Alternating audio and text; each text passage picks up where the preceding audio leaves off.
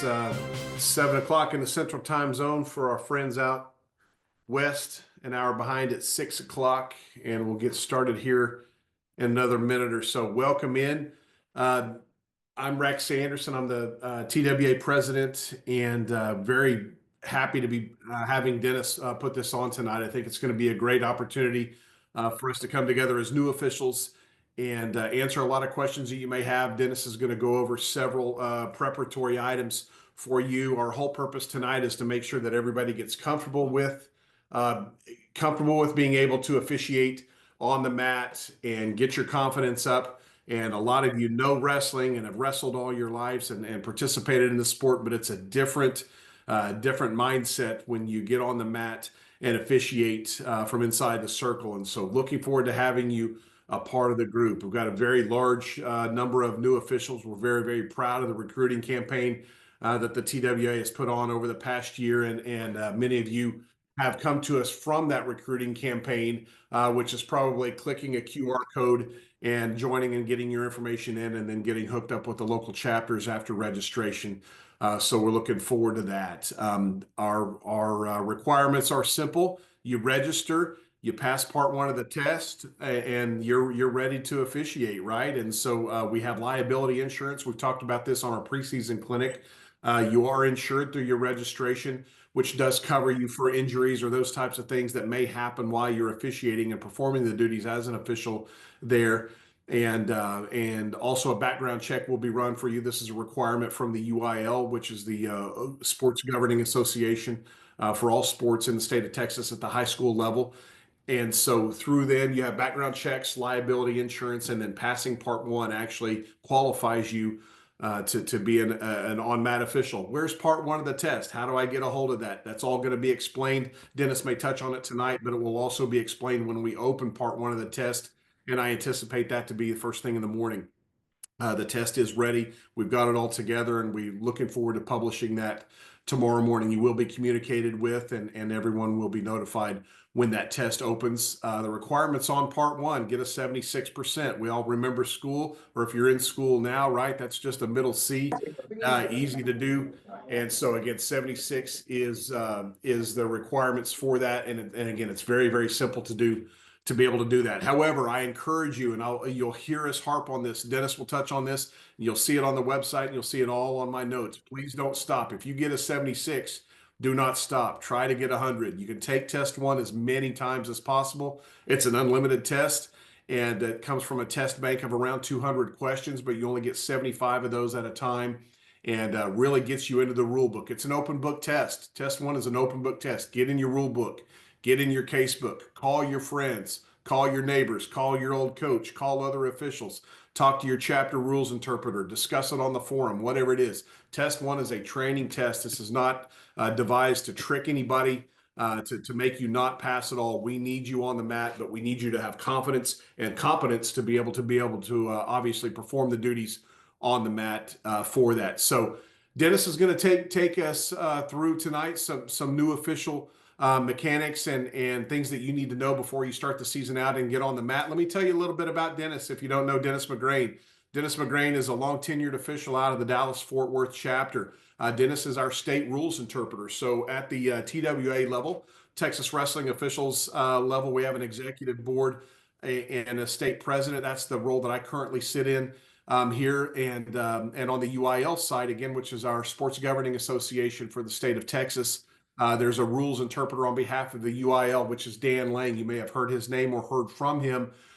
We just did some video work last night on cutbacks and new rules presentations that Dan participated in last night. Dan is a TWA official, but is on behalf of the UIL and is our interface into the National Federation of High School Sports, which governs all wrestling rules that the UIL does cover in the state of Texas. But Dennis is actually the Texas Wrestling Officials Association rules interpreter at the state level. Again, he's out of the Dallas-Fort Worth area. Dennis is a multiple-time state tournament official in the state of Texas and coached at the club level in his younger days before he became a full-time official with us, and has been around as long as several of us have been around, and really had the pleasure to know Dennis. Dennis is a rule book aficionado and someone who, again, is the rules interpreter out of the Dallas-Fort Worth area, in addition to being the TWA rules interpreter. So you're in good hands for that. Looking forward to turning you over from Dennis. Thanks again for joining us. Thanks for joining the TWA.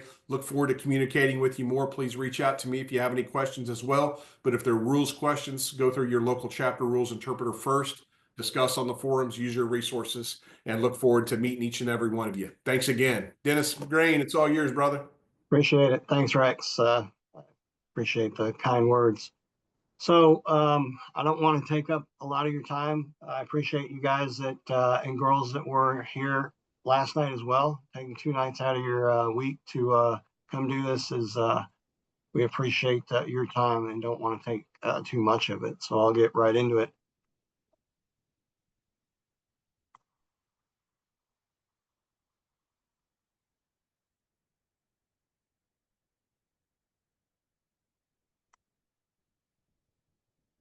All right, so the agenda tonight, we'll go over what your appearance.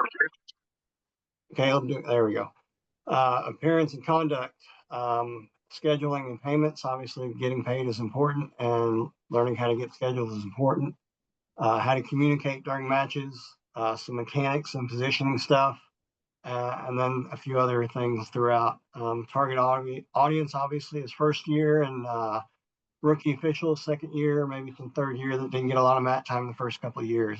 One of the things on this, this is not meant to be an exhaustive training on what you should do. You want to make sure, like I've said, every meeting, make sure you're in your rule book and case books as much as possible. Even if you go out and watch a dual meet just to observe, have your rule book and case book with you as you're watching and go through it and look at the rules as you're seeing the calls being made, so you kind of know where they're at in the rule book. The more you read it, the more it becomes ingrained in you. So you never want to stop being in that rule book and case book. And then if you've got a doubt, talk to your mentor, talk to a veteran official that you trust. Just reach out and ask questions. The more questions you can ask, the better off you're going to be. All right. So basically, we have 3 fundamental jobs at events. Our most important is to ensure the safety and health of the athletes that are competing.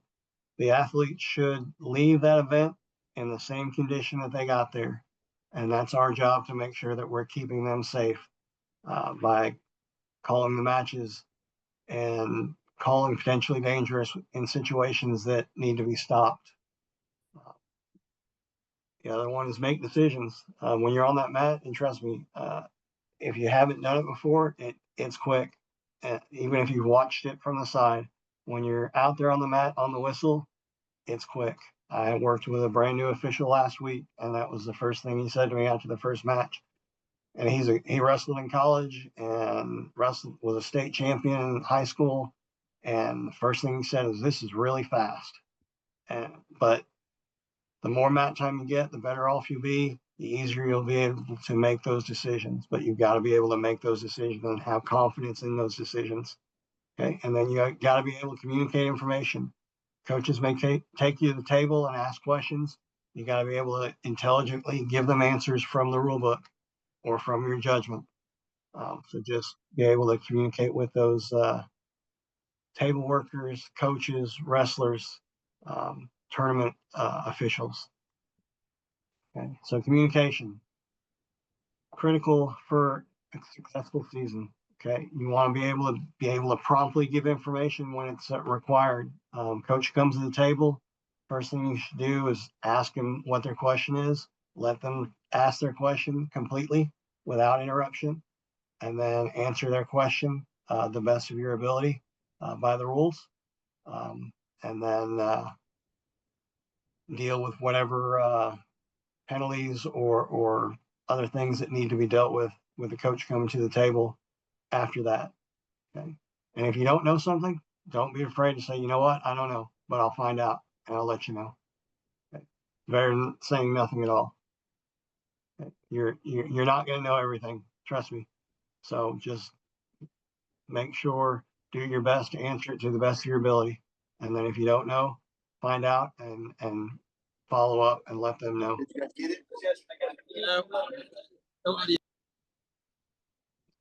All right, attitude and use of feedback. Okay, two types of officials who struggle, both new and veteran. Okay. You got to be committed to the rule book. Again, I know it's redundant and you hear it and hear it and hear it, but it's extremely important, and it's every year because the rules change. So you want to get a new rule book every year and see what's changed and be able to adapt those and integrate those into what you've already been working. Okay, get to know your rules, and then also get to know the spirit of the rules, the gray areas. There are gray areas. There are some rules that are black and white, but we do have gray areas, and you've got to learn the nuances of those gray areas.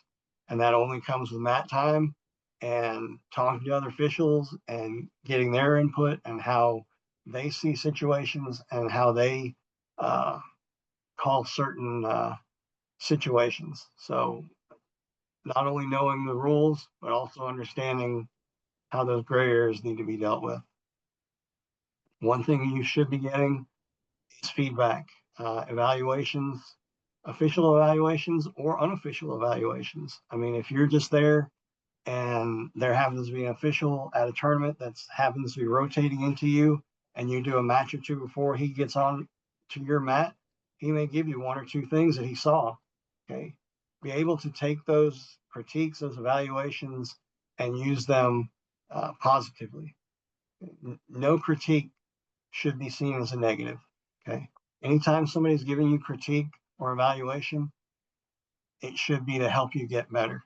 Okay. My job as a senior official is to train up the younger officials to take my place when I'm gone.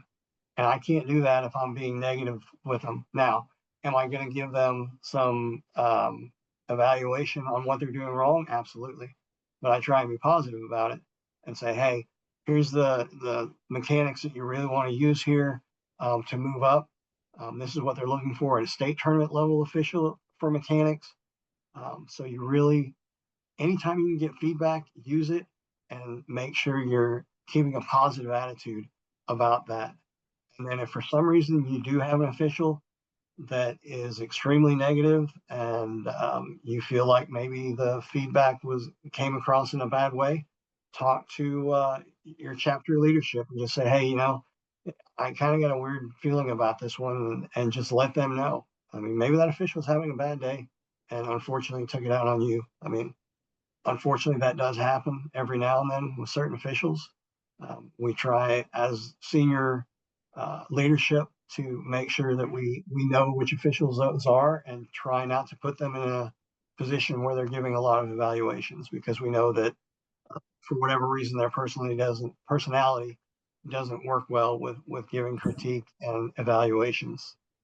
They've got their ways and they expect everybody to do it exactly the way they do it. And if it doesn't happen like that, they're very negative. So, but just take the feedback and use it. Okay. Parents, it's real simple, guys. It's in the book.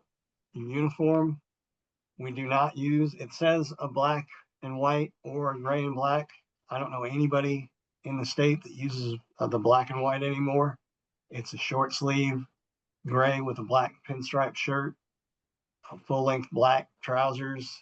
If it has belt loops, you need to have a belt, full length black socks. And I'll tell on myself here, back when I was younger, I used to wear the ankle socks all the time just because it was cooler and I didn't get as hot, and I got downgraded for it. So just make sure you look, it's a professional look that people can't see your skin. So wear full length black socks. Used to be all black shoes. Now they can have some white and gray trim, but it should still be primarily black shoes. Please make sure you find comfortable shoes that you can wear all day long on the mat and your feet won't be killing you at the end. I know at the beginning, I see a lot of the younger guys that have just come off wrestling mats, either from college or high school, that wear their wrestling shoes because that's what they're used to. Trust me, guys, your feet will hurt wearing wrestling shoes 8 hours, 9 hours, 10 hours on a mat all day. So find something that is comfortable that will last. A black whistle with a black lanyard. I know in certain situations with USA Wrestling, they allow different color lanyards, different color whistles. In high school, it's just black and black. And then you'll need I would say a few pairs of the red and green armbands. Especially on a 2-day tournament, if you tend to be a person that sweats a lot and you're wiping your forehead with those bands, they'll get pretty nasty by the end of the day, and you don't want to put those on the next day. So I have, I believe, 4 that are in my bag at all times, 4 sets. Then you want to have at least 1 flip disc, green side, red side, and then you want to have a random draw kit. We had questions on the state website about the draw kit. There are some places that sell pre-made draw kits, but you can make one yourself. All you need is 14. I mean, you can use poker chips. You can there's anything that you can have the 14 weights listed on that are individual pieces for boys, and then 1 for girls. And then if you're doing a random draw, those should be in a bag of some sort for the coach to draw the weight out, and that's it. So I don't think I've ever bought an actual professional random draw kit. I always make my own. So just something that's easy for you. Okay, so now we'll look at these 3 officials. We've got A, B, and C. So let's go ahead. I didn't put up the poll. So anybody think A is the best look? How about? Feel free to put it in the chat. Yeah. If you'd like. Yeah. A, B, or C, which one is the best look? Now, obviously, C is during COVID because Jaren's wearing one of the masks that we unfortunately had to wear during competitions, which was not fun at all. Overwhelmingly C, Dennis. That's correct. Okay. Now, A, he does have the black pants. He does have the correct shirt, does have a lanyard, does have his bands on the right arms, correct arms. But right there, shirt's hanging out. And I'll tell you, when middle of a tournament, you're in it during matches, you're crawling around on the mat, your shirt's going to come untucked. Just as it does, tuck it back in. Okay. B, obviously looks like he's wearing jeans or sweatpants. He's got a shirt underneath sticking out of his black and white shirt. And then he's got blue and gray wrestling shoes. So we want to have a very professional, crisp look when we're out there. So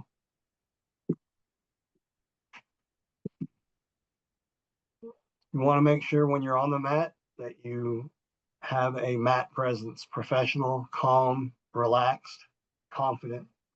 And again, confident comes from knowing your roles, being able to anticipate where the action is going so you're not running around after the action. Okay. So and it takes time, guys. Trust me, you'll be running after stuff, especially headlock situations where the wrestlers are circling around, the defensive wrestlers circle around trying to get out of it, and you're just spinning around with them. At some point, it'll click in your head that if I just stand here, they'll circle back to me. So, and that just comes with mat time, guys, and having that professional mat presence. That's where the great officials are, and we've got some great ones in every chapter. So try and find them, try and watch their mannerisms, their mechanics, and try and work those into what you do. Cooler heads will prevail. What we tell our guys and girls up in here in DFW is we should be the most professional person at every event, no matter what. No matter what is said by a coach, by a parent, by a wrestler, we should be the most professional, calm person in that event. Okay. We don't care who wins the match. So everybody else does. Coach cares who wins. The wrestlers obviously care who wins. Mom and dad, grandma and grandpa up in the stands, they care who wins. We don't care who wins. What we care about is having safe matches that are called fairly by the book. If you can do that, you're going to be fine. What's that, baby? Hold on, David. All right. Conduct. It's a big one, guys.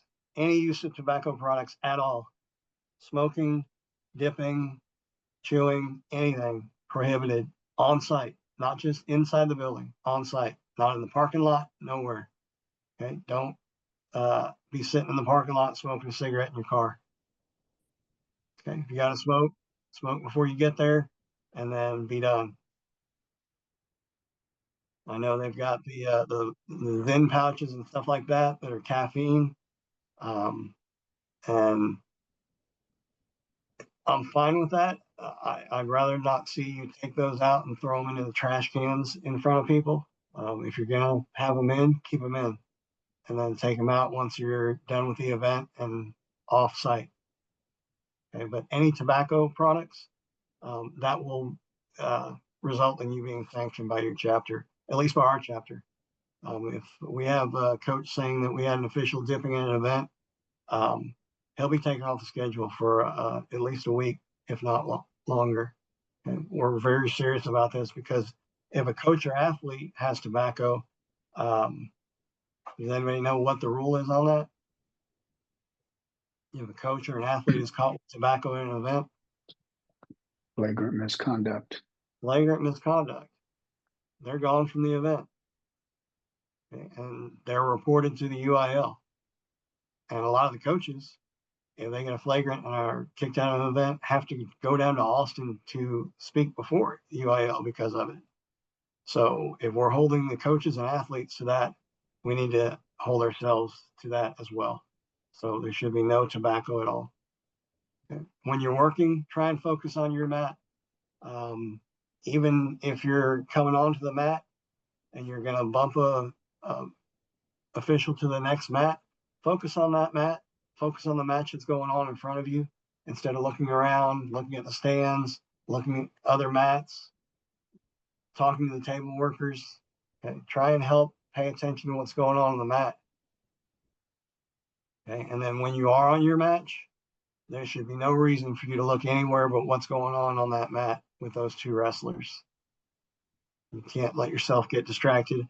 Trust me, some of these tournaments get really loud and you hear cheering going on and you hear bodies hitting the mat, and sometimes you kind of want to peek, but please don't. Pay attention to what's going on in your mat. That way the wrestlers on your mat are getting your full attention and you're keeping them safe the whole time. And always understand that you're in control of the match, including wrestlers, coaches, fans. Okay. Wrestlers get out of hand, you've got tools to deal with it, whether it be on sportsmanlike, unnecessary roughness, flagrant, you've got tools. Coaches get out of hand, you've got unsportsmanlike, you've got flagrant. Fans get out of hand. Basically, I know they just passed a law saying that there doesn't need to be a warning for a fan to be asked to leave an event. I've never even worried about a warning. If I've got a fan that I feel needs to leave, I'm not giving them a warning. I'm getting with the administrator that's there at the event and asking for that person to be removed. Okay? It shouldn't be something that you go up into the stands or even go to the stands. Get with the administrator that's there at the event and just say, hey, I've got that fan that's being unruly. He needs to go, or she needs to go, or they need to go. So, any questions on any of that before we move on? I know I've kind of gone on a little bit, but No questions in the chat. all right. All right, scheduling and payments. Know your scheduler and your scheduling system. Every chapter does things differently. And here in DFW, we use a Sinar, which is a software that Eric Dobie uses to schedule over close to 400 events during the season. So whatever system you use, make sure all of your information is in that system. Your email, your cell number, your availability, everything needs to be in that system and needs to be visible to everybody. and get to know your scheduler. Let them know if you're a student and you're off during the days on Tuesday and Thursday and you can work daytime events on those. Trust me, up here on Thursdays, we've got JV tournaments that start in the morning. So if you're available during the days of the week, that really helps that scheduler out to let him know that you're available on those days. And then if you're assigned to something, depending on what system you use, I can only speak to Assignar, but Eric will assign you normally a couple weeks out to an event. Go in and accept the event as soon as you can so that Eric knows that you realize that you're on that event, and then you can contact that coach for that school or who's ever the head of the tournament to let them know that you're going to be working that event, you're the head official, or if you're not the head official, whoever the head official is will contact them and then get back with you. And that's why it's important to have your correct information in that scheduling system, because most of us as head officials, that's where we're going to look to be able to get in touch with you to give you your information about the tournament or dual event that you're going to be working with. Okay. Payment issues. We have the 504, which is our payment Bible. All the fees are in there. They're set by the UIL, so there shouldn't be any variance from that. And the head official is the person at the event that will make sure that if you're not sure how much you're supposed to be paid for that event, get with your head official. This is how much we're being paid. Dual tournaments are paid differently than individual tournaments. Tri-meets are paid differently than single duels. So just get with your head official to find out what your payment is, fill out the proper paperwork, get it back to your head official so he can give it to the event host, and then get it to their accounts payable. A big thing is school districts have 45 school days to pay you. So if you work an event on Saturday, Monday is day one of those 45 school days, and that's school days. So that's Monday through Friday when they are in school. So sometimes it can take a little bit, depending on the school district, to get paid. Just realize they have those 45 days. And especially with some of these school districts going to 4-day school weeks, it's going to be even extend that even more for those schools that aren't going to arbiter pay. So any questions on scheduling and payments? I think, are y'all going to Assignar down there in Houston, Rex? Yes. Okay. So yeah, Assignar is a good system. It's fairly easy to deal with. The other chapters, I don't know how they run it, but just make sure you get to know your scheduler and how they do their scheduling.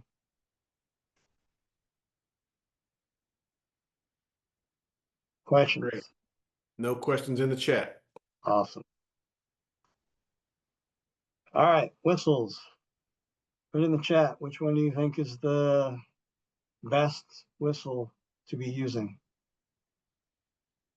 A, B, C, or D. 4 choices. Got some B's straight out of the gate. A lot of B's. All right. B's, Dennis. All right. Yep. B. That's a Fox 40 whistle. I would recommend Fox 40 over everything else. They're great whistles. They last long. They're loud. So you don't want to use any whistles that have a little P in them, even if they are black. They're not loud enough, and they'll break. And obviously, you don't want another color other than black. So, and then when you do whistle, like it says, no weak whistles. You want to be loud with your whistle. And I actually didn't bring one with me, but you want to make sure that your whistle can be heard all the way at the top row of that gym. Okay. And it shouldn't, when you're stopping action, it should be basically one fairly consistent blast of the whistle, not whistle, whistle, whistle, whistle, whistle, whistle, whistle. Okay. Not, it's one clear, sustained whistle to stop action. And hopefully, I mean, a lot of the stuff, like I said, a lot of the stuff you should be going over with your chapters. All right, so signals. A or B, which one's doing better signals here? Your uniforms look fine. They're both holding up points. A or B? B so far.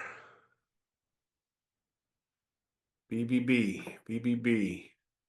Nice. Yes, B. Okay, we want to make sure A, get in your rule book and look at the signals. All of the signals that you're ever going to use are in the back of the rule book. Learn them and use them because you're communicating not only with coaches, table workers, but mom and dad and grandma way up at the top of the stands. If they know signals, if you're good, showing good, crisp signals, even if they can't hear what you're saying, they can see what the call is. So make sure you're using those approved signals only. Okay. You want to make sure you hold them high, like with your shoulder right in your ear, not out to the side, not out in front of you, not with your elbow bent, arms straight up, shoulder basically to your ear. And when you think you've held it long enough, hold it another 3 or 4 seconds. Is that about right, Rex? 3 or 4 seconds, you think? Yeah. Hold it 3 or 4 seconds and turn it, rotate it. Make sure you rotate it. Right. Yeah. With your 2s, 3s, and 4s, rotate them. The 1s, not as much, but just make sure you hold it up there. And again, when you think it's been up there a little bit long, give it another 2 or 3 seconds. That way, the coaches, table workers, and spectators all know what's going on. Because if you don't hold it up long enough, you're going to have table workers that happen to be talking to each other, looking at each other when you throw that signal up, and you bring it back down, and they've never seen it because they were talking to each other. So that's why we hold it up, keep it there a good while, and then go ahead and bring it down. Okay. You want to be verbal when you can. Okay. When you give that signal, 3, takedown, red, 1, escape, green, along with the signals. There's not a signal for a takedown. You just throw up the points and verbalize it. 3, takedown, red. We don't point at it. That's a mechanic that people have used in the past, but we don't point at takedowns. All we do is throw up the points and verbalize loudly who the points are for and what it's for. Okay, and then you got escape. You put the 1 point up with that color, bring it down, and then bring the signal up after. Okay, we're not scoring field goals when we do 1 escape. And again, this hopefully will be gone over in your chapters at meetings because it's a lot better with visual cues. But again, you want to be loud, especially if you got 6, 8 mats in a gym, people screaming, other whistles going off. You got to make sure that you're loud. And normally the first couple of weekends, after working all duels all week and then a 2-day tournament, first couple of weekends, my voice is shot because you're having to be that loud to make sure that table workers can hear you and the wrestlers can hear you. If the wrestlers can't hear you, say you're in a takedown situation, scramble situation, you throw up 3 takedown, you're not very loud about it. So then the offensive wrestler doesn't know he's got a takedown. He's still got his hands locked from when he was taking him down. And then you're calling technical violation for locked hands.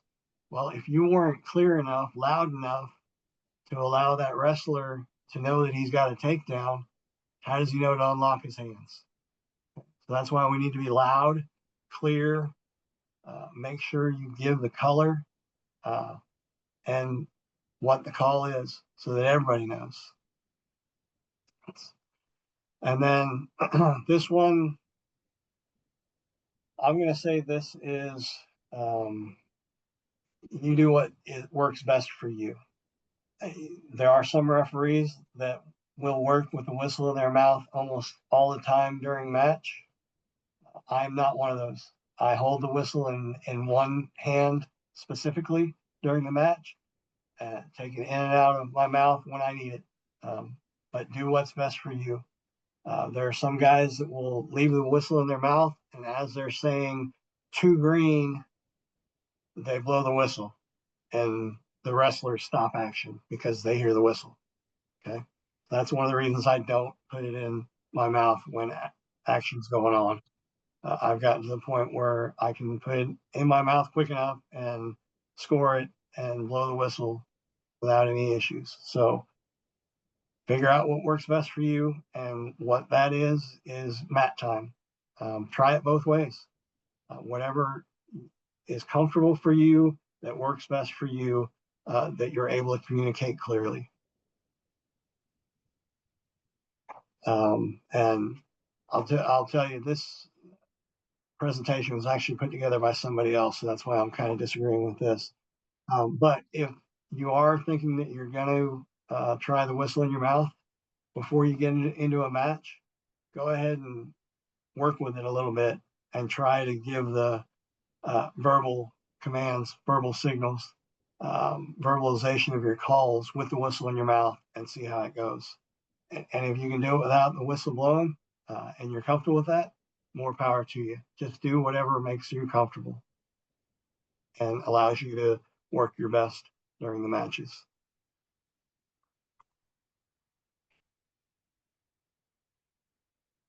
Okay. The biggest thing, and most people, when they start out and you tell them this, they're confused. But back up. Back up from the action, whether you're on your feet or on the mat, back up. I normally try to stay on the outside circle most of the time and follow the action from there instead of being inside right on top of the wrestlers. When they're in neutral, if you're tight with them, bad things can happen. You can get run over, you can get kicked. So you want to make sure you give enough room that you don't get stepped on, run over, kicked. And then on the mat, it doesn't sound right, but if you back up, you can see the fall better backed up than you can right on top of it. So back up, and what you'll probably start, and even if you think you're backed up enough, you're going to have a veteran official come tell you, hey, back up another couple of steps. Okay, just get comfortable being a little farther out, so that you can see all the action and gives you the time to anticipate and get into proper position. Because if you're right on top of them, it's going to be difficult. All right, avoid being stationary. There are times, I will say this, if you're stationary for a period of time, it's probably because the wrestlers are stationary on the mat. And if the wrestlers are stationary on the mat, somebody's stalling. So if you're being stationary because the wrestlers are, there probably is a reason for that. And you probably need to take care of that by making a stall call. But when action is going on, try to be moving, okay? Stay on that outside circle, move into a good position to where you can see the action. You should never be running to get to position. Hustle, there's a difference between running and hustle. You don't want to be slow and miss something, but you also don't want to have to sprint to get there. And that's where your anticipation comes in. If you wrestle before, you should, especially with a higher level varsity wrestlers, you should be able to anticipate where they're going to take their moves.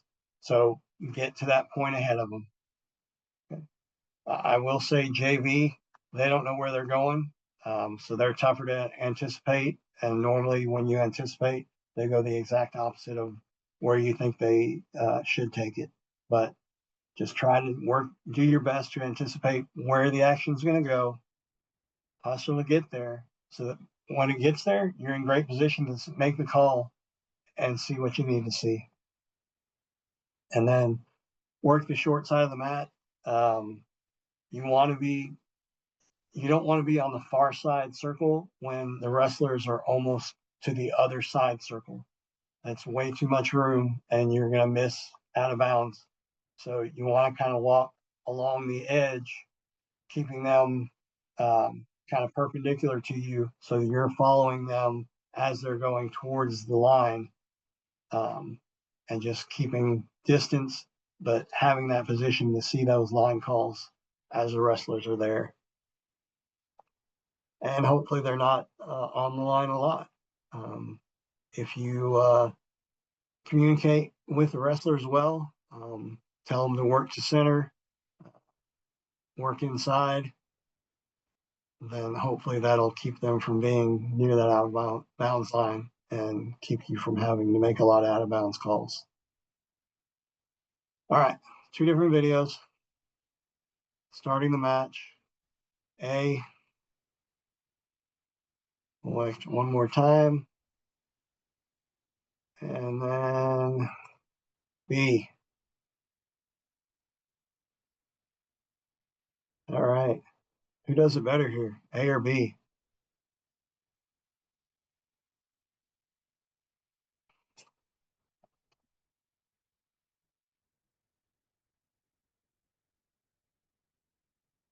I hope we're getting a consensus of B here.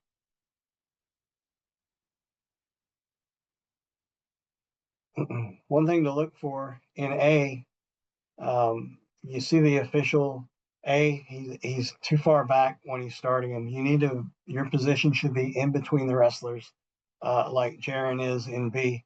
His foot's actually on the white line there. And that's the way I set up. Foot on the line. My shoulder normally is in between the wrestlers to make sure that they're not leaning too far forward or leaning into each other before we start, getting a little bit of space. And then you see Jaron's motion to start, his hand comes up, and that's the way it's supposed to be done. That's the way it is in the rule book, is that your hand should come up. If you notice in A, his hand actually comes down. And I've had officials, when they come down with their hand, it actually brings their motion forward. So you're going down with your hand, and it's bringing you actually in towards the wrestlers as the action is starting. So bringing that arm up naturally causes you to back out anyway. And you see how Jaron walks all the way out to that circle. He doesn't take 2 steps back and stop. He steps all the way back to that circle, so that he can see. Any questions on that one?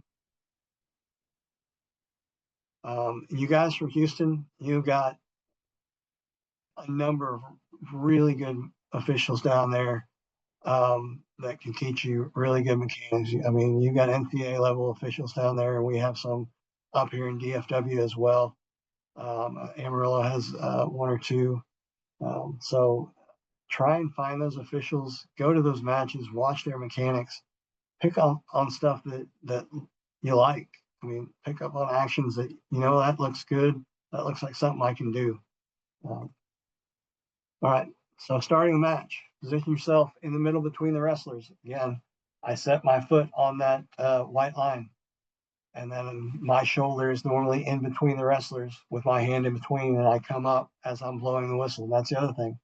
That motion and the whistle should be at the same time. Shouldn't do motion and then whistle, because what happens if you start doing the motion before you blow the whistle, the wrestlers are going to key off that, and then you're going to cause false starts. And at that point, you should just eat it because you caused it. So try and make sure that as your hand comes up, you're blowing the whistle at the same time. Always look at your table workers and make sure they are looking at you and ready to go. If you don't look, most of the time they're not looking. They're not ready to start the clock. They're trying to fix a score. So just look at them. Y'all ready?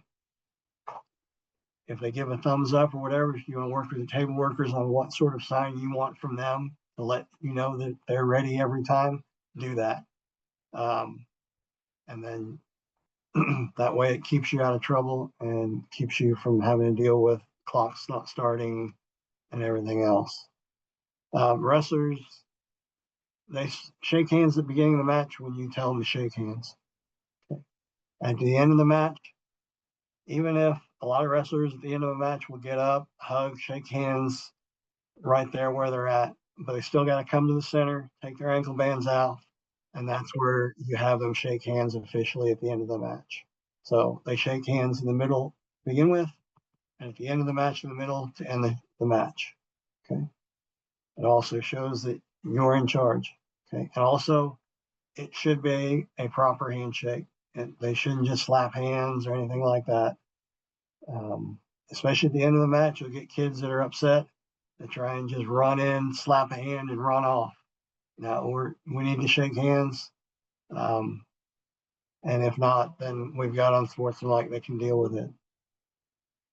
Now, on the neutral start, make sure that both wrestlers are stationary. You'll have kids that'll come in, and especially during the match, because they've already shaken hands, so they have to deal with that. But as you're coming in to start neutral, they'll kind of roll in, set their foot, and still be moving as you're blowing the whistle. Make sure they are stationary. Sit there for a second, get your shoulder in between them, take a second, then blow your whistle to start it. And again, whistle them together and back out quickly.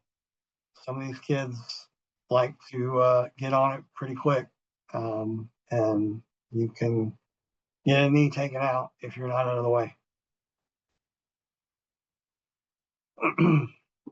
Always try to look through the action. In most positions, if you're looking at the butts of the wrestlers, you're in a bad position. On the mat, the only time I would disagree with that is a lot of times in cradle situations, being on the backside is actually better to see the pinning area in a cradle situation. But normally you want to be out at their heads with some distance to be able to see the action, see the fall, see the pinning area on the mat. And again, challenge yourself once you start working to be on or outside the circle in neutral. There shouldn't be any reason to be in closer in neutral. All right. So positioning, is Rex in a good position here? Yes or no?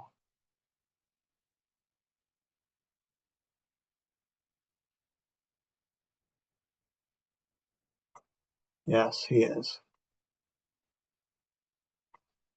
And don't worry about the second official. That's two-man mechanics, and he's actually in very good position for two-man mechanics as well. And the position you're looking at is Rex is on the line here. So if these wrestlers start going towards the out of bounds, you've got a perfect position viewpoint to see those wrestlers as they go out of bounds or get near out of bounds to make sure that he doesn't blow the whistle early. With the new out of bounds rules, as long as we've got one point of contact on the mat, inside or on the out of bounds line, we're still wrestling. So don't be in a hurry to blow the whistle until those wrestlers are completely out of bounds.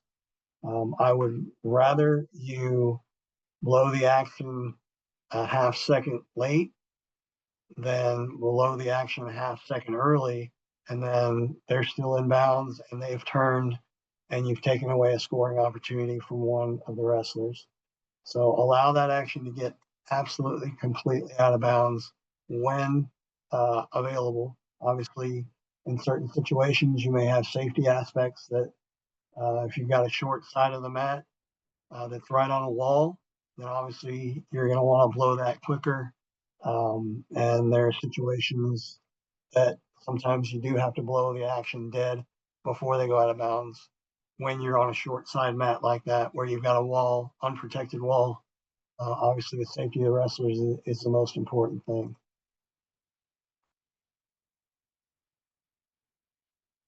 Stopping the match. Okay, blow the whistle, give a stop signal. Stop signal is just the single hand up in the air, flat palm, straight up. Okay. Verbalize why we went, why it was stopped. Out of bounds, illegal hold, potentially dangerous. Use those signals. Okay. The out of bounds signal, your illegal hold signal, your potentially dangerous signal. Make sure that you use those signals as you're verbalizing. And then make sure that you state where the wrestlers should be when we come in. So we go out of bounds and we're still neutral. Out of bounds, we're still neutral, and walk in with that first wrestler that's coming in bounds and be ready to start. If they're on top, bottom, and red's on top, they go out of bounds. All right, out of bounds. Green, we're still down. Red on top. Okay, and then again, whichever wrestler starts walking back to the center first, that's who you walk back with. Okay, don't worry about that second wrestler. Walk back to the middle. One wrestler set, and then if for some reason that second wrestler is straggling, verbally encourage him to get back to the center. And then if it still happens that they're not getting back to the center, then obviously a stall call can be warranted. When they go out of bounds and you're coming back inbounds, never turn your back on the wrestlers at any point. Going out of bounds, walking to the table. A coach comes to the table, they ask you a question. You bring your wrestlers back to the center, tell the wrestlers, hey, you guys stay right here in the center. And then you turn around and walk back to the table so that you can keep the wrestlers in your vision as you're walking back to the table. You always want to keep your eyes on those wrestlers no matter what. When you get to the table, talk to the coach, walk back with the wrestlers in your field of vision. Okay. So always keep the wrestlers in your field of vision, or at least one wrestler in your field of vision. Never turn your back on the wrestlers. Bad things can happen when you turn your back on the wrestlers. All right. So we'll let this run.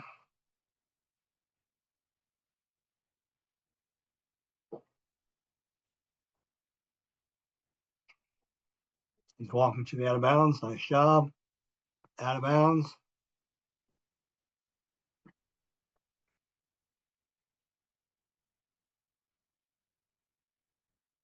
All right. So a few issues with that. One, he did everything right as they were going out of bounds. He's good here. He backs all the way to the line. As they start working their way towards the outside, he sidesteps, walks with that action, watches it go out of bounds. Now, he just blew the whistle. There's no signal. And he walks back with his back to the wrestlers. So A, we don't know that why he stopped action.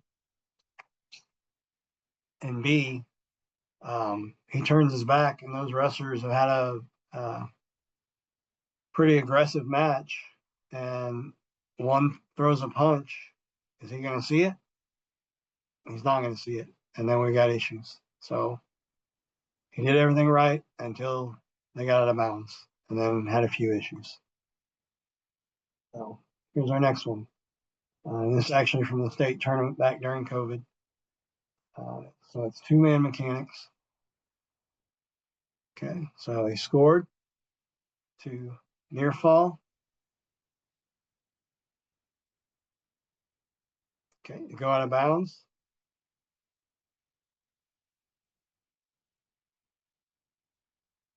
His hand signals, red still on top, green on bottom. Good high points there, maybe a little bit, could be a little higher with the two. And then my only critique here is that stop sign. If you watch where his positioning is, and we'll run it through one more time.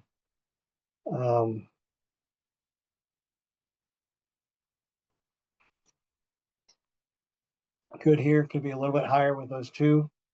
Brings it to his shoulder to denote that it's near fall. Okay, we're on the edge. We go out of bounds. Now that stop, his elbow's bent. Instead of being straight up, you want to be straight up with that stop sign. Okay, but he's good with explaining where the wrestlers should be positioned when they come back in.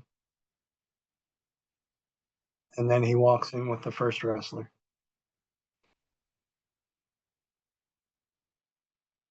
But position wise, both he and his assistant look good. He walks in with our first wrestler.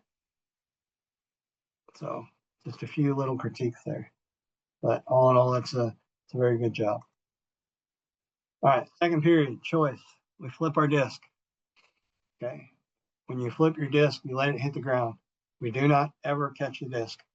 I know after 8 hours on the mat, your back can be kind of hurting, but you still got to let that disc hit the mat. Okay. Then once it comes up, it's either red or green's choice. I agree with this. There's no reason to say red, top, bottom, neutral, defer. Just say red choice, or sometimes red choice. What do you want? Okay. Varsity wrestlers, what the varsity wrestler asks for is what they get. If the wrestler says neutral and his coach is in the background screaming down, these are varsity wrestlers. I'm listening to the wrestler. So take the wrestler's choice. And then let the table know what the choice is so they can mark it properly, either on the bout sheet or more than likely on the computer, and do it verbally and visually, and come up with a system that is easy to read. Everybody's a little different on how they do their hands on greens on top, reds on bottom, but just something that you can do every time and that's easy to determine by the table. And then figuring out how to keep track of who has choice in the third period. Everybody's different. So if I flip it, red has choice, red makes his choice. I'm taking that disc and I actually slip it underneath the green armband and it stays there so that I know in the third period, where's my disc at? It's on green. Green's got choice. Okay. Some people put it in the pocket of the color whose choice it is. Some people put it in the same pocket every time and turn the disc so that when they pull it out, the color that's facing them has choice. You can do it whatever way you want. Just find something that works for you and be consistent with it. Hey, Dennis, we've got a question in the chat. Can the wrestler change their choice? I will allow a wrestler to change their choice once as long as we haven't got set. Because we have the ability, like say red takes down and then he gets down, green hadn't gotten on top yet, and then the red's like, no, I want a top. Okay, you got one change. We didn't get set yet. I didn't set you. We're all good. Once we are set, they can't change. Okay. And also, if a wrestler takes down, his opponent wants to give him an escape so that we're neutral. A lot of times wrestlers will allow their opponent to get all set and then they'll tell you they want neutral. I'll give them that one time and I'll remind them. I said, hey, next time, let me know before you get set. Okay, it's a waste of time to get the kid all set and then tell me you're going to give them neutral. So just one of those things. But yes, they can change their choice as long as they're not set. Once they're set, and once I get the bottom man set, so you set the bottom man, he's in good position. Knees are behind the line, back line, hands are in front of the front line. He's all good. Bottom man, are you set? When he says yes, he should not move again until the whistle is blown, because you should be immediately getting that top wrestler set. Okay. Bad time. Bad time is when the wrestlers are wrestling in the wrong position or given choice of position the wrong time.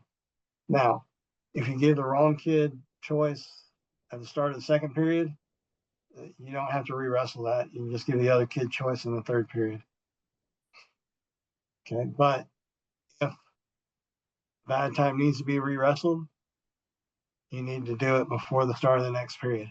Okay, if there's a bad time in the second period and middle of the third period, coach comes over to you to the table and says, hey, there was bad time in that second period. Yeah, sorry, coach. You had to come during the second period or before we started the third period, so we could have fixed it. Okay. bad time, you really need to get to know this rule very well. We've had it come up at regional tournaments where a bad time should have been applied, and it really messed things up. I was head official for another regional tournament and was on the phone for 2 hours that morning talking to the other regional tournament, along with Caleb Malcolm, our past state president, trying to fix a bad time situation that had occurred. So know what bad time is, know what bad time isn't also. Coaches will try and come up and say, hey, that's bad time. No, coaches, that's not bad time. So know what it is and what it isn't.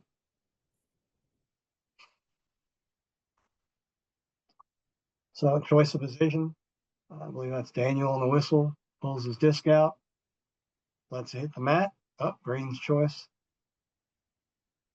Green chooses neutral.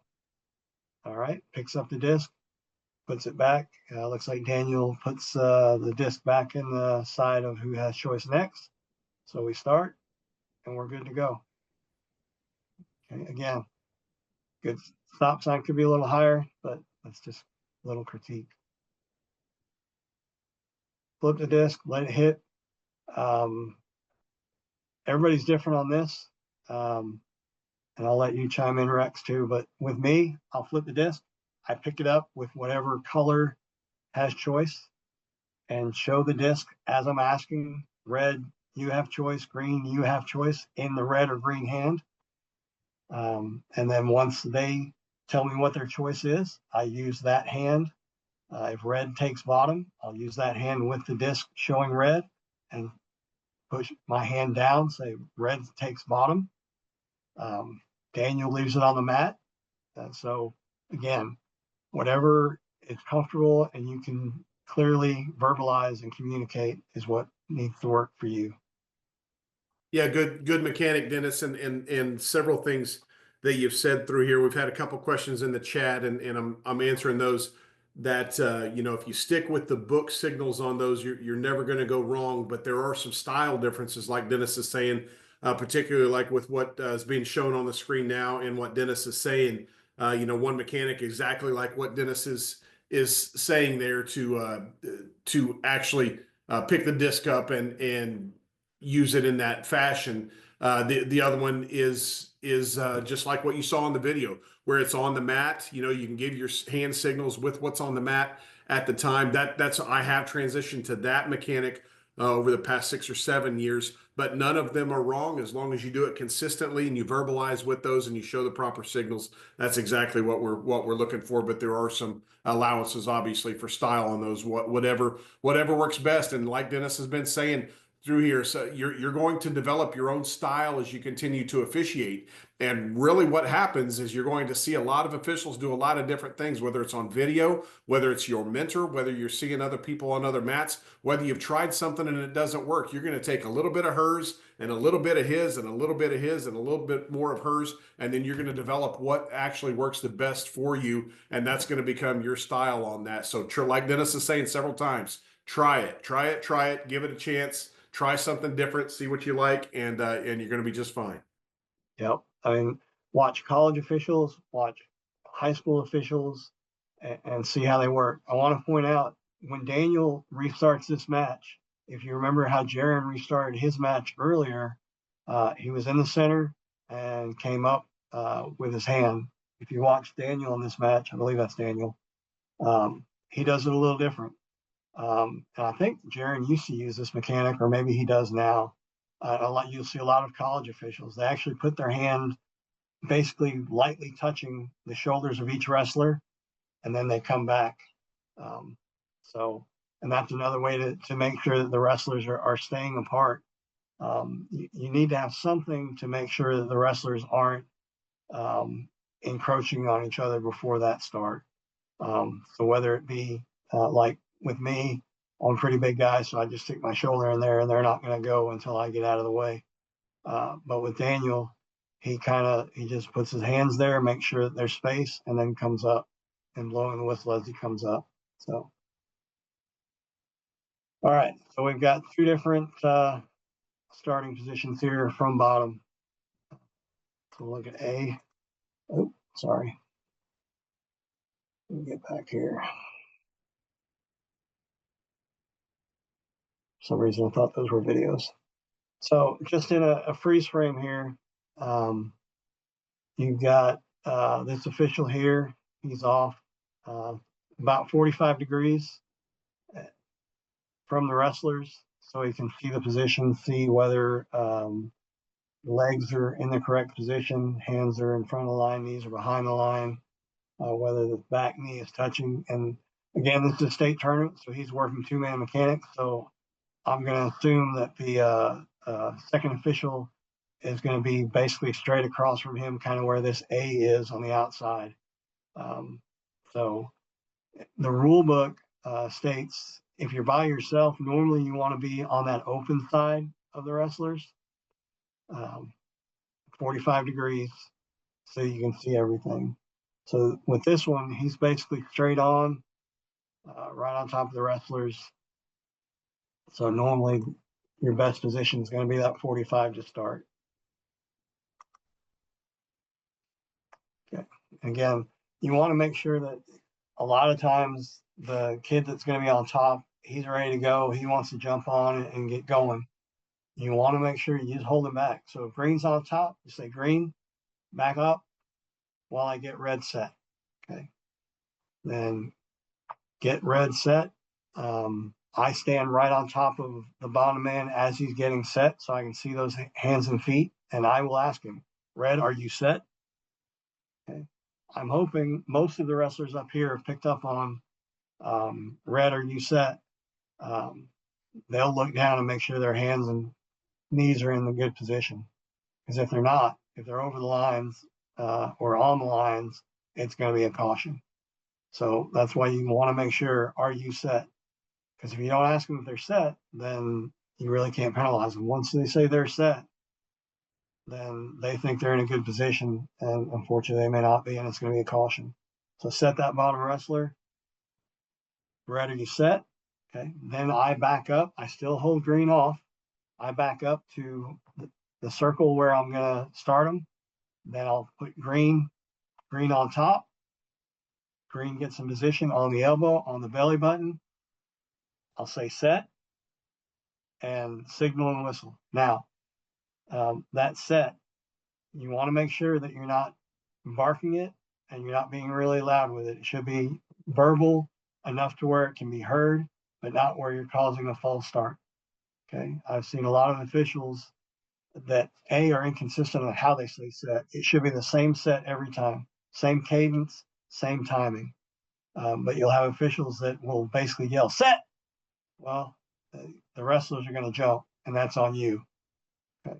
So just again, repetition, work on it in front of your mirror. Really, I mean, just work on having the signal, your hand out, ready to start wrestling, set, signal, whistle every time. Okay. Your mechanics will absolutely cause false starts. And there have been instances at regional and state tournaments where an official's mechanics have caused false starts. And you never want to be that official that causes a false start, especially if you're not willing to eat the fact that you caused it and not make the call. Unfortunately, I have seen instances here and in other states watching tournaments where an official has caused a false start and went ahead and they already had two cautions and it was an overtime, and so it's a point and the match is over because the official caused a false start.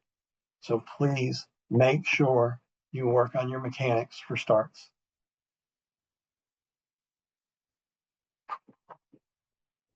So your positioning, try to be out front when they're top bottom. You'll see a lot more from out front.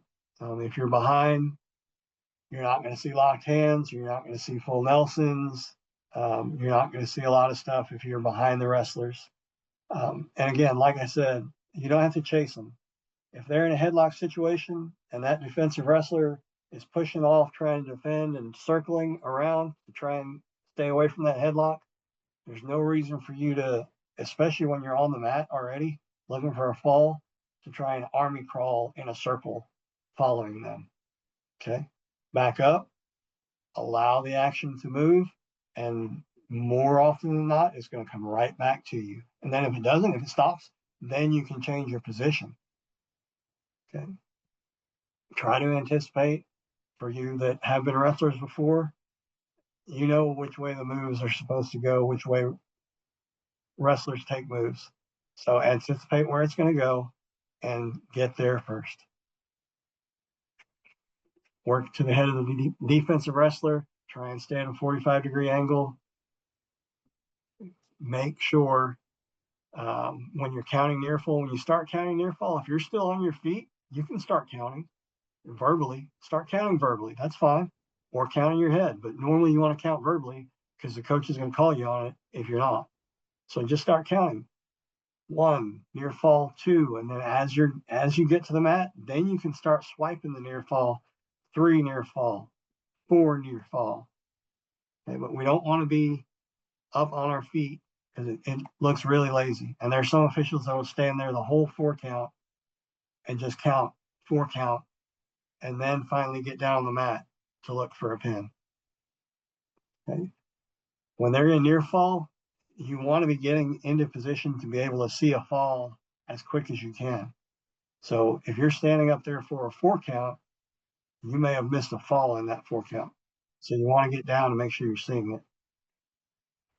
No fishing for pins. There should be no reason ever for you to try and stick your hands underneath the wrestler's pinning area to see if they're actually touching the mat. Again, more distance will give you a better view of whether they're actually pinned or not. I mean, I know it doesn't sound right. You think if you're right up close, you can see for sure, but trust me, distance will help you with that.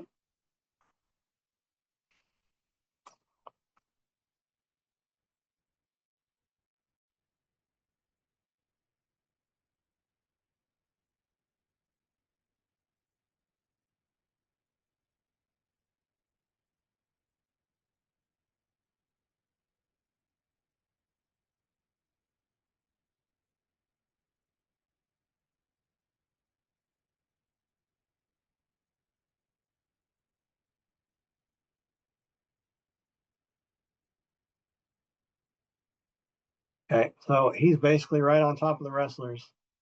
And I'll tell you right now, he will get kicked. If the bottom man starts fighting and top man starts having to move as close as he was, he's all right here. But then he immediately moves in. And the offensive wrestler's foot, if he goes back the other way, he's going to catch it in the side of the head or the ribs right now, as close as he is. Okay, you do not need to be that close.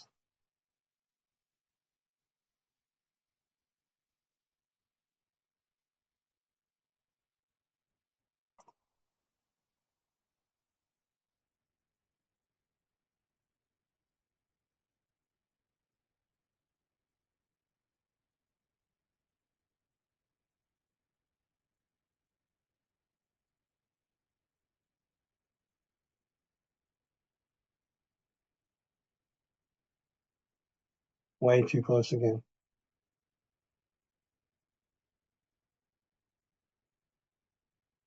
One thing I will say on this video,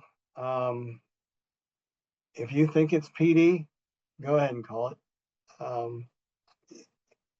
Looking at his neck right there, he thought about calling it and then didn't do it. And he's right on top of the wrestlers almost to catch him. If you think something is dangerous, stop it.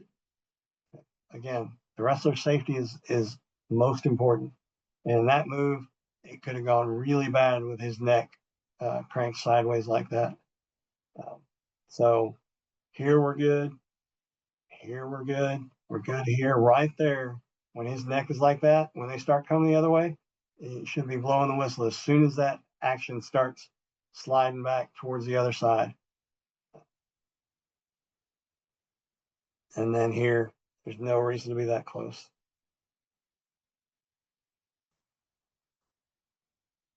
Okay, so what's a fall? A fall is when any part of both shoulders or scapula of either wrestler are in contact with the mat for a full 2 seconds. Full 2 seconds. 1001, 1002. And that should be silent in your head and only when you're in position to observe the fall. So, and it's about, again, it's about positioning. So if you see it going a certain way where there's going to be a fall, get to the position to be able to see it. Okay, if they're running a half and you're on the back side of that half, don't wait for them to push them all the way to their back before you start circling around to see the pinning area. Okay. If you know which way the half is going, get there before it gets there. And again, shoulder scapula must be held in continuous contact with the mat, and then a fall terminates wrestling.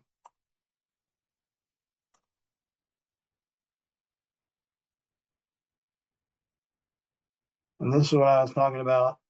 This one isn't as bad, but a cradle situation, that offensive man can block your view if you're out front of, by the head.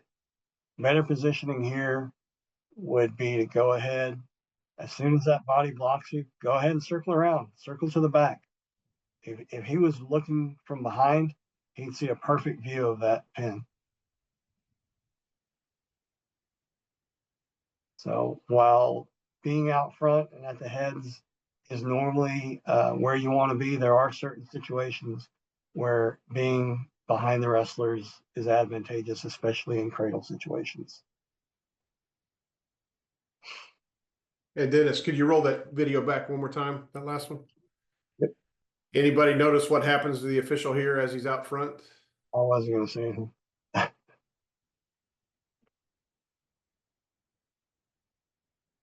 As a result of him being too close, it happens real quick.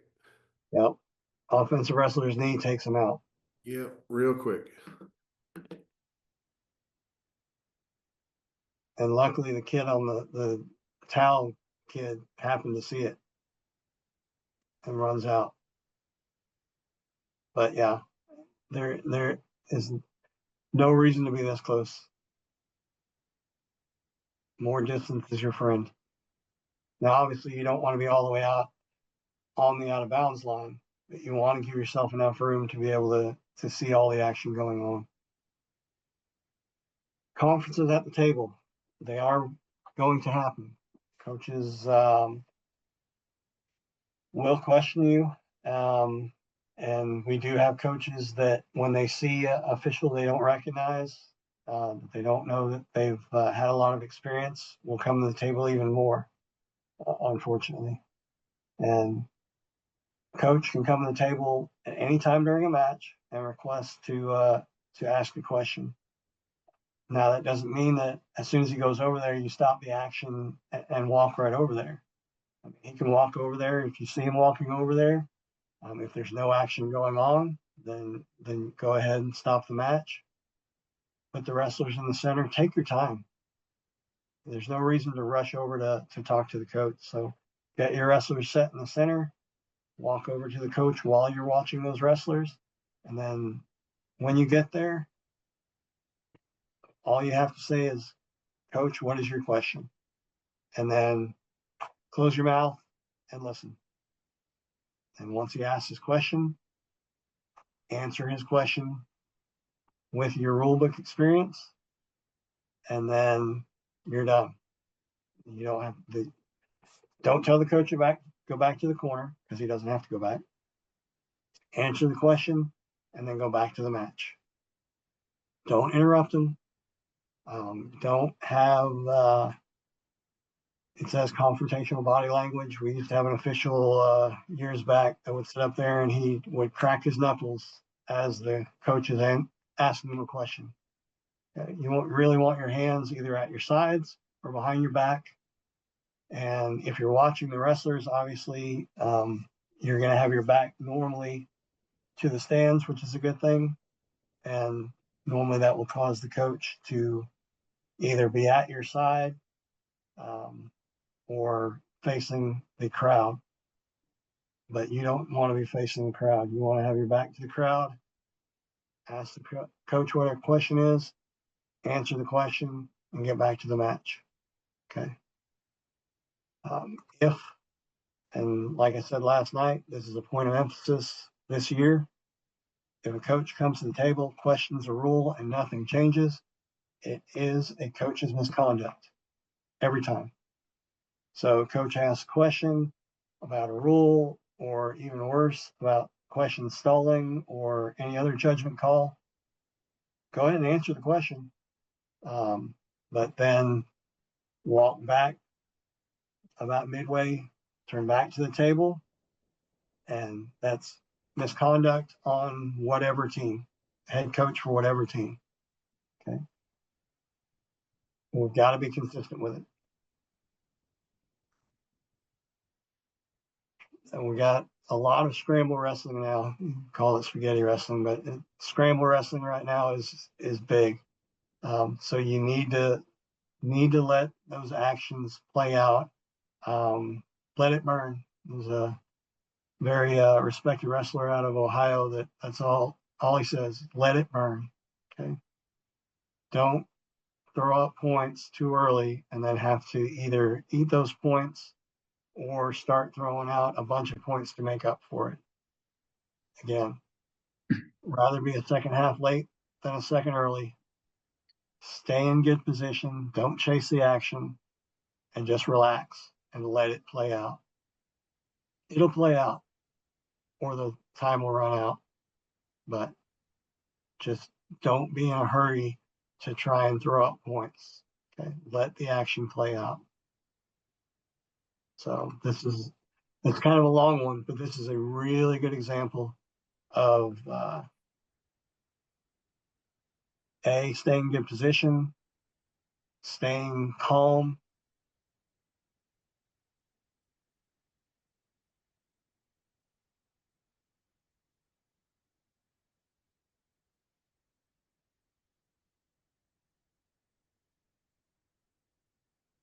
This is an old video, obviously. I had 2 takedown, but he wiped it off. He called it early, but he wiped it off. So, I mean, normally you want to wait. That way you don't have to worry about wiping points away. Okay. They're scrambling, still no control. And he's verbalizing. You can see him talking to him. No control, guys. We're still neutral. He's using the signal to let the rest of the crowd, the coaches, table know we're still neutral. Okay. Still scrambling. Nobody's got control yet. Okay. Uses the signal right there. That signal is a little bit less formal than I'd like. And that's something you can go over with your chapter on that no control signal. But this whole time, still nobody's got control. And he's doing a good job. He's verbalizing. He's letting them know. Because if you don't let them know and somebody thinks that they've gotten control, they might relax. And then they'll give up a takedown when it wasn't there, when they should have still been fighting. So always be communicating with them. We're still neutral, especially in these situations where it could go either way. Let them know, hey, we're still neutral. Nothing yet. I got nothing. Still neutral. We're neutral, guys. Got nothing. Nothing yet. Time's out. No points.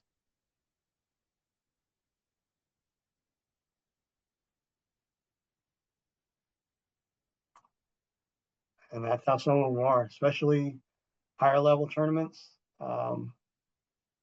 state tournaments, regional tournaments, placing rounds. You'll have scrambles like that. Just breathe, relax, let the situations play out.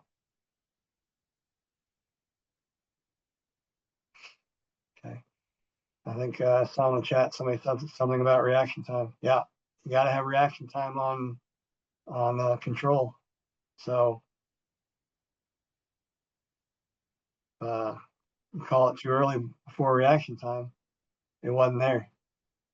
And that's something later on in the season, probably the first meeting in December, first call in December, we'll go over takedown situations with reaction time and not reaction time.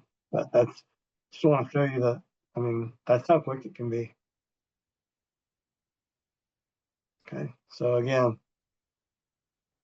3 fundamental jobs: ensure the health and safety. You put of the event. I put of the athlete. Make decisions. Be confident in your decisions based on the fact that you're in your rule book all the time. So you're confident what the rules are, and that you know what the call is, and then communicate effectively that information to coaches, table workers, parents in the stands. And that's it. So any questions now? Whole lot of information. Dennis threw a whole lot of information at you, and we've got this presentation. It will be available and put on the website on those. But now it is an open forum for you to be able to ask questions. You can kind of look around and see. For the most part, we've got all brand new officials on tonight because we wanted to create an environment for you to be able to ask questions if you have, and not feel intimidated by senior officials on the call or things like that. Love to hear any questions you have. Dennis can answer them, and we've got other resources as well. Yeah, Jonathan, on this last one, yeah, on reaction time, you need to decide what reaction time is to you. There's not a set reaction time is half second, reaction time is a full second. It's really up to you to decide what your version of reaction time is. It shouldn't be long, but it should definitely be a thing. Okay, thanks. Yep. No, there's no penalty for the ankle band coming off, and a lot of times, some schools won't even have them, or they'll break in the middle of the match, and then, or you'll just have one. You'll have green but no red, or you won't have any. And you'll have 2 wrestlers with red singlets on. So that's where it gets fun, trying to keep up with who's red and who's green, and that's different systems too. Normally, I try in an event, if you've got a kid in a green singlet and a kid in a red singlet, and the table workers swap the bands and put the green singlet on, or the green band on the red singlet, I'm telling them to swap it. Whatever makes it easier for you on that mat to keep those colors separate, that's what you need to do. But again, sometimes you won't have that, and you need to pick something up. Either he's got red shoes, so he's red, or just something in your head to keep track of what color they are as the match is going on and action's going on, and they're in a flurry, and you got to throw up points, and oh crap, is he green or red? Because I can't see the band. And I don't want to throw up the wrong one and then have to say, no, that's wrong. But trust me, you will do that. You will throw up the wrong points for the wrong color and say the wrong points for the wrong color, and it's fine. Just tell the table workers, no, I was wrong. It's the other way around. They'll be fine. Okay, just get it right. Okay? You're going to make mistakes. That's how you learn. Dennis had a question on how to address a coach if they ask for the head official. If they ask for the head official, in my mind, they should get the head official. So we don't want to delay matches forever to get the head official. If it's on a question on a call in the match, that's going to need to be decided, then obviously we're going to have to hold that match. But you don't need to leave that mat to get the head official. Hopefully you'll have a runner, somebody that can go get the head official. Hopefully you're in one gym and the head official is right there, so you can call for him but still be on the mat. Normally, if I'm a head official, in my pre-meet with the coaches, what I tell them is absolutely, you can ask for me to come over, and this is how it's going to work. I will come over. I will take my official to the outside of the mat, across from the table, so we're by ourselves, and I will ask the official the situation that occurred. I won't ask anything about what the coach is asking. I will ask what the situation occurred that's in question. We will then discuss that situation, whether it jives with the rules. If he or she explains the situation, and I know for sure that unfortunately he has applied the rules incorrectly, I'm going to explain that to my official and hope that that official will take that information and say, oh crap, I was wrong, and they will go change their call. Okay? And then I shouldn't even have to talk to the coach, because then they're going to be happy because the official's going to walk over and say, no, I was wrong. This is the correct call. Coach is most likely going to go back to his chair. If in the situation the referee did apply the rule correctly, I will walk to the coach at the table and we'll do the same thing. Coach, what's your question? We will go over it. I will talk about the rule with him, and then I will walk away. And if nothing's changed, the official on the mat will assess the misconduct. And that will always be spelled out to the coaches in my meeting with them before the tournament ever starts on what happens if they call a head official, what the procedure is going to be, and for them to expect, if nothing changes, a misconduct. Any thoughts on that, Rex? Anything to add or?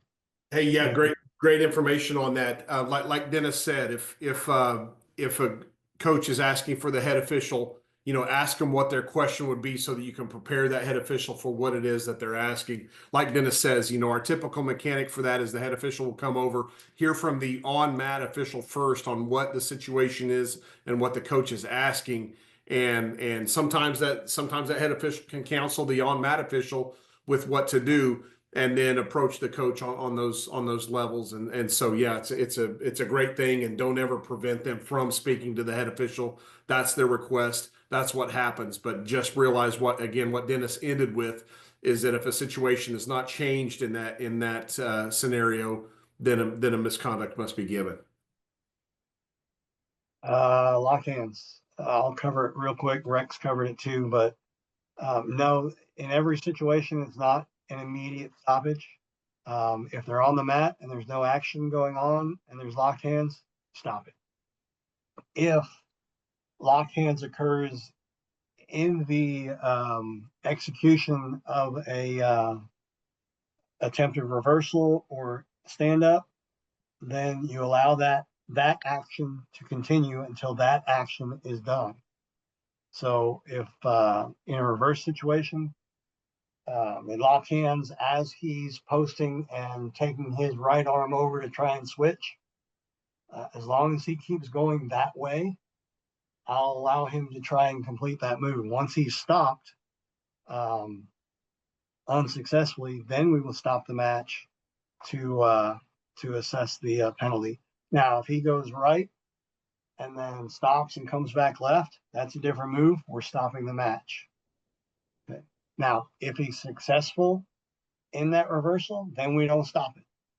Then we do our signals, and we want to make sure we do those in order. So say he's hitting a reversal, we got a locked hands. I hold the locked hand signal, but I'm waiting because he's trying for a reversal. He's successful with that reversal. I'm going to go technical violation, locked hands, and say it was red that locked hands, 1 green, and then 2 green, reversal. Okay, so you always want to make sure that your calls are sequential in the order that they occur.